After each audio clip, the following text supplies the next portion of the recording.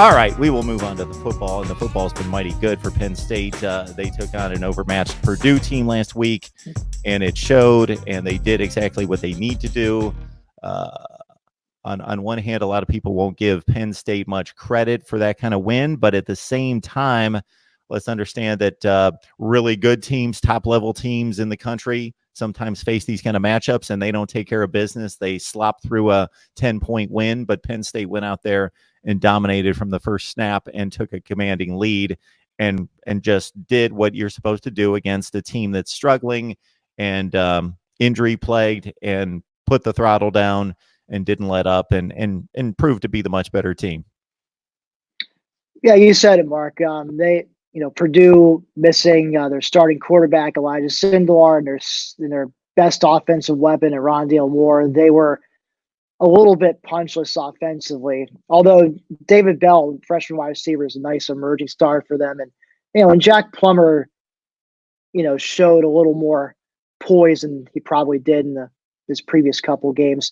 But their O-line was just no match for Penn State's D-line, as that group feasted for a total of 10 sacks on a day, which is just one shy of the single game school record. And, the offense, they got rolling early, scored touchdowns on their first 4 possessions. And before anyone can blink, it was 28-zip Penn State just about a minute into the second quarter. Unfortunately, things seemed to stall after that, especially after Sean Clifford on what looked like was going to be a lovely deep ball touchdown to KJ Hamler was a little underthrown and ended up being intercepted by Purdue. And just after that, the offense seemed to turtle up, go into a bit of a shell. It just wasn't producing like it had been in those first 16 minutes of the game. Although at the end towards the end of the fourth quarter, though, they had a nice looking drive where Noah Kane just pounded the rock down Purdue's throats. He had runs of, I don't have the chart up with me, but he had runs of, I pull it up real quick. I know he had a 11-yard run, 16-yard run, and let's see here. So he had several deep runs that ultimately led to him punching it into the end zone from 2 yards out, and that gave him the 35 points. And for some people, depending on when they got in on that line, they either who picked Penn State to cover, they either beat the spread or pushed. Because I think it was 27.5 at one point. Penn State won by 28. Yeah, I'm in the push category. Yeah. Right. Yeah, we talked about this before we started recording. But yeah, so some people pushed, some people won some money on it. So it was, but I think there were some concerns maybe from the fans when Penn State was stuck in 28 for a while, and Purdue did tack on a touchdown, but it was one of those games. Penn State was dominating pretty much. Like, you never felt they were in danger of blowing the lead with the way the defense was playing, but it was a little frustrating to see the offense just sort of turtle up after putting up 28 points so quickly and looking so great. Now, maybe that just happens more often than I think. Like, you'll see teams when they're facing an overmatched opponent, they'll jump out to a very quick lead, and you think they're going to turn this into a laugher, but then they just sort of hit cruise control, or they start getting more conservative offensively, or the other team just adjusts, and the yards aren't coming as easy as they were before. But at the same time, the opponent's offense isn't exactly threatening in any way to come back. So it's just one of those strange games. You feel like they're gonna win, but you just would have liked to have seen them really step on the throttle a bit more. But that's really my one gripe with how the game went. But otherwise, it was they like I said, they dominated an overmatched opponent like any good team, any team that's ranked in the top 10 right now should be doing to an overmatched opponent. Talking Penn State football, we got Tim Aiden on the line from Black Shoe Diaries, the SB Nation platform for Penn State. This has been quite the series. If we just look at the last 2 meetings between Iowa and Penn State 2 years ago, Trace McSorley completed a touchdown pass. It was Jawan Johnson, correct, in the back of the end zone? Yes, it was Jawan Johnson. Yeah, Yep. McSorley had the pass rush right in his face, throwing off his back foot, just slinged a dart to the back of the end zone to pull that one out with 1 second left in Iowa City, a very difficult place to play.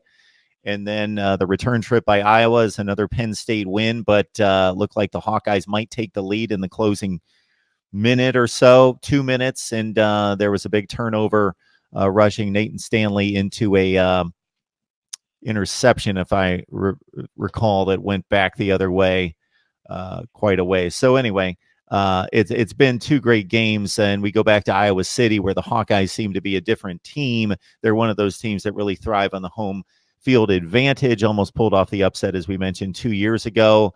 I would think that Penn State's defense, for as good as they've played, they're really watching the game tape on the Michigan game last week, because I watched every play of Iowa-Michigan, and the Hawkeyes were completely overwhelmed along the offensive front. They've got a future NFL quarterback. They've got decent running backs. They probably have better wide receivers in regards to explosive play potential than they've had in quite some time, but the offensive line was not up to Iowa standards, and Michigan completely shut them down and just was in Nathan Stanley's throat all day, and the Penn State defense has certainly shown capable of doing the same. Certainly, I'm sure, right now in the film sessions, the Wild Dogs, as Coach Chaos Sean Spencer, the D-line coach, calls them, I'm sure the Wild Dogs are slobbering right now watching the game film from Iowa's game last week against Michigan, and how Michigan was able to hold them to just a field goal. So if they're able to do the same thing that Michigan did last week, it could be another long night for Iowa's offense. Now, as you mentioned, Nate Stanley, he's he definitely, I know he's been getting a lot of NFL hype, and he's showing capability at times, but I remember last year, Penn State really flustered him, really got to him. And I should have pulled up the stats from the 2018 game before I started talking about this, because it was an ugly, ugly stat line for Nate Stanley. Yes, so Stanley went, ready for this, 18 for 49 passing for 205 yards and 2 interceptions. So, it's not like he's been known to light Penn State on fire. And if you ask me, the defense is better, way better than they were a year ago when they last faced each other. And funny enough, in that game, that Iowa game, is where Gross-Matos had a breakout performance, had a couple sacks. He was starting to get the hype as, oh, this guy's going to be a first rounder after, a first rounder in the 2020 draft. And so I think there's definitely potential there for Penn State's front seven to really exploit Iowa's issues up front. Now, I haven't studied too much about their running game or who their stud receivers are, if they have any. I do know they lost their 2 tight ends, T.J. Hawkinson and the other person's name is Noah Fant. Thank you.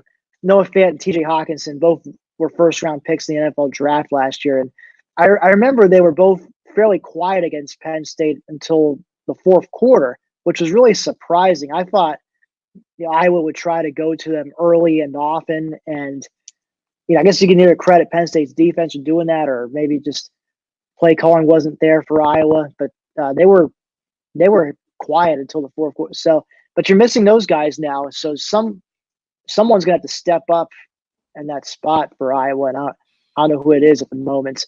But on the other hand, now, so talking about the offense, and so they're only ranked 55th in the S&P plus.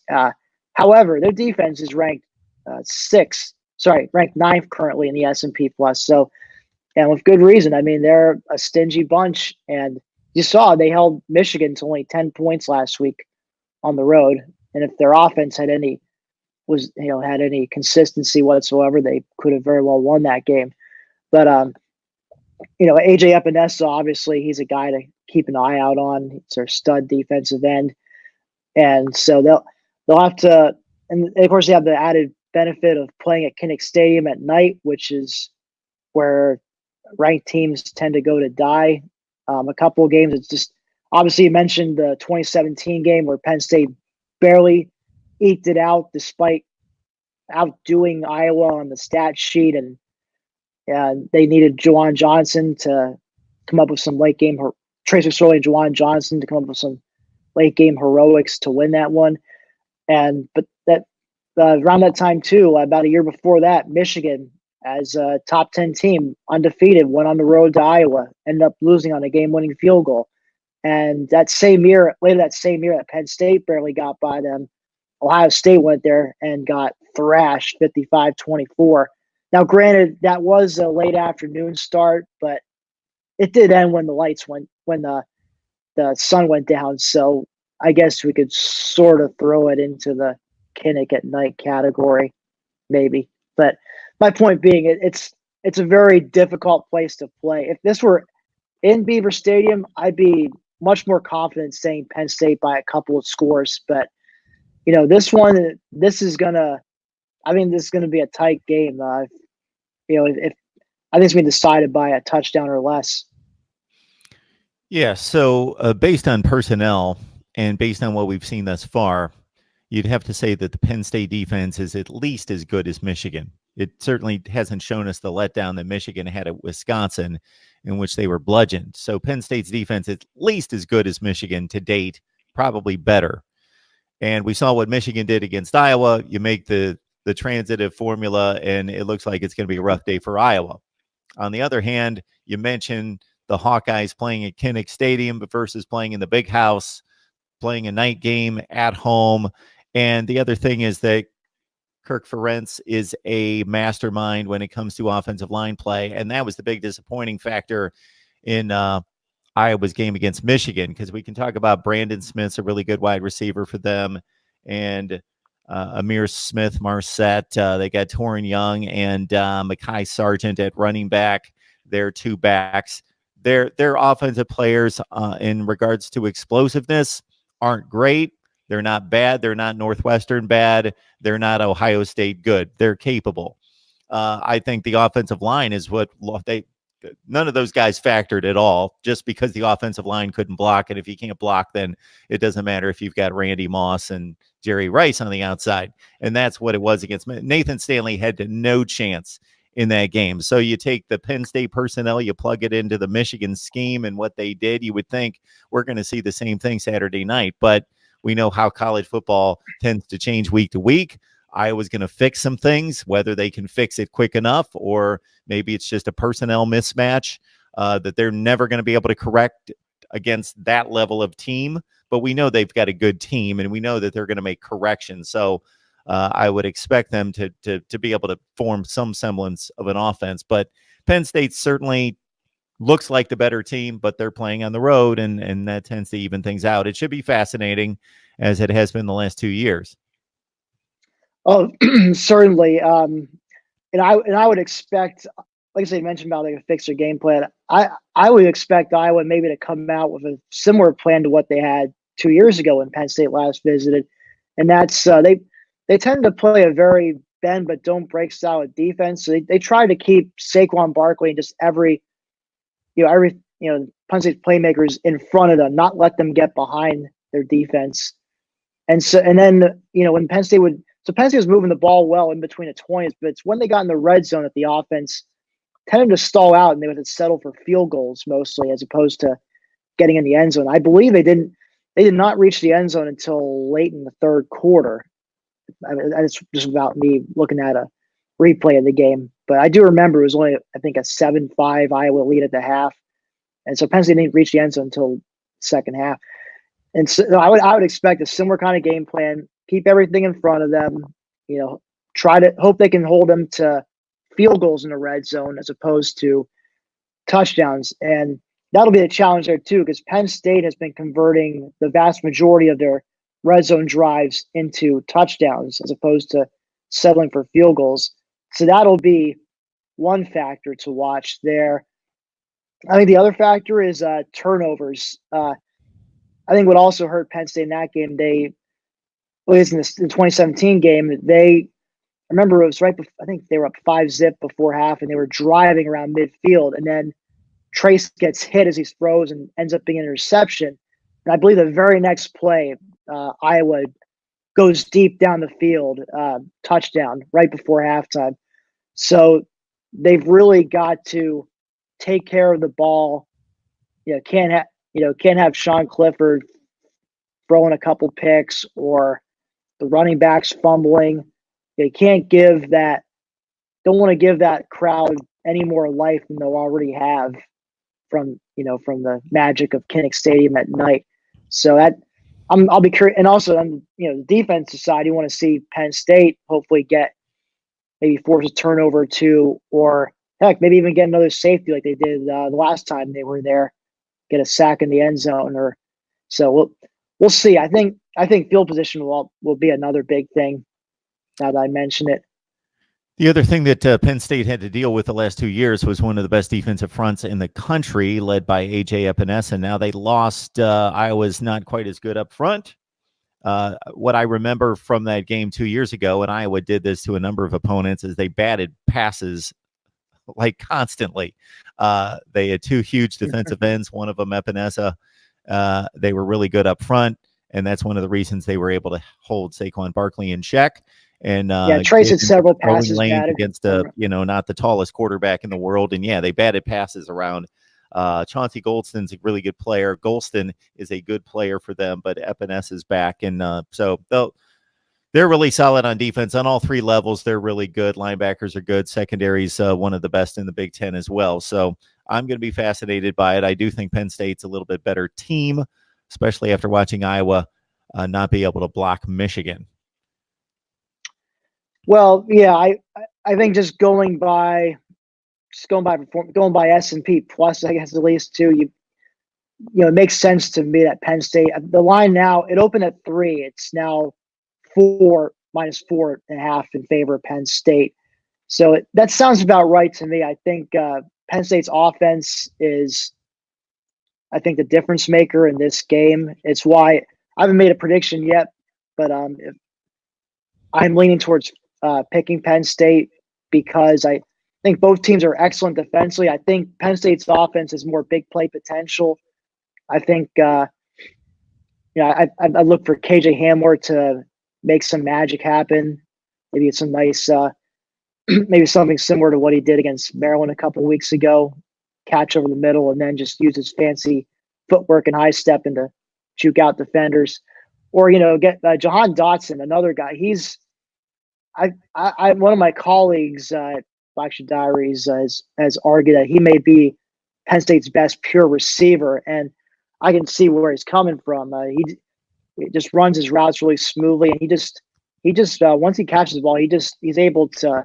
His touchdown catch against Purdue was a work of art. If you go back and watch the tape on that, so I've looked for Dotson to have a good big night, and also the tight ends. We've mentioned, of course, Iowa having sent a couple times to the NFL, but Penn State's got a couple solid tight ends. Pat Fryermuth and Nick Bowers. Hopefully they can. I look for one of them to be a difference maker in that game as well. So, and of course, the offensive line, they've definitely seemed to have shown improvement the last couple games. Now I know it's Maryland and Purdue, but considering how they seem to have their struggles against Buffalo and Pitt earlier, this is going to be another big test for them. We'll see how they can handle that fierce Iowa D line. If they can hold them in check enough, I think it bodes well for this rough 3-game stretch. With Michigan and Michigan State coming up after this week. All right, it's Penn State and Iowa. It's been a tremendous game the past 2 years. The Nittany Lions return to Iowa City on Saturday night, ABC primetime game. So this should be a good one and an interesting one. Check out all the coverage they have there at Black Shoe Diaries on SB Nation with Tim Aiden and the rest of the staff as they get you set. We'll have predictions later in the week. You can catch my predictions in the description section below. Just grab the link next to Voice of College Football Community. Tim, we appreciate you stopping by, setting us up for the big game on Saturday night. Sure thing, Mark. Thanks for having me.